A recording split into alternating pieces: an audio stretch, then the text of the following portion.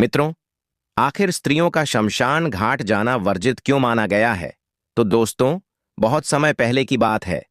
हिमालय की तराई में स्थित एक शांत और पवित्र गांव था, जिसका नाम तपोवन था। इस गांव में आशी वेद व्यास के वंशजों में एक ज्ञानी संत रहा करते थे, महात्मा दिव्यानंद। वह अत्यंत धार्मिक, शांत और तपस्वी थे।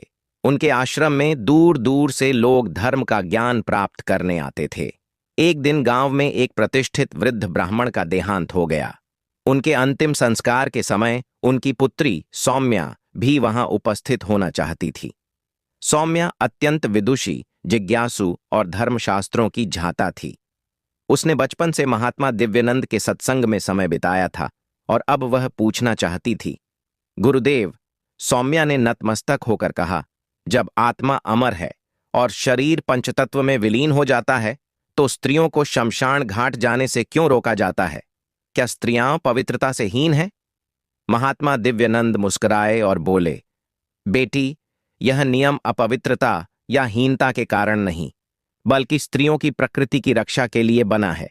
सुनो एक कथा जो इस नियम के पीछे का सत्य उजागर करती है। तो दोस्तों, सत्य युग की बात है। एक नगर में देवकी नाम की अत्यंत धर्मपरायण स्त्री रहती थी। वह अत्यंत तपस्विनी थी और अपने पति की सेवा में पूर्णतः समर्पित थी। एक दिन उसके पति का देहांत हो गया। देवकी दुख से विह्वल होकर उनके अंतिम संस्कार में साथ गई और चिता के पास बैठ गई। जैसे ही चिता जलने लगी, प्रेतलोक के कुछ असुर वहां पहुंचे। वे स्त्रियों की उपस्थिति से विचलित हो गए, क्योंकि स्त्रियों का तेज, विशेषकर पतिव्रता का तेज, प्रेतों के लिए अग्नि के समान होता है। लेकिन उस दिन देवकी के दुख ने उसके आत्मबल को क्षीण कर दिया था। उसकी एकाग्रता टूटी और वह भयभीत हो गई। उसी क्षण उन प्रेतों ने उसकी मानसिक दुर्बलता का लाभ उठाकर उसे मानसिक रूप से पीड़ित करना शुरू कर दिया। वह कई वर्षों तक मानसिक व्यथा में रही।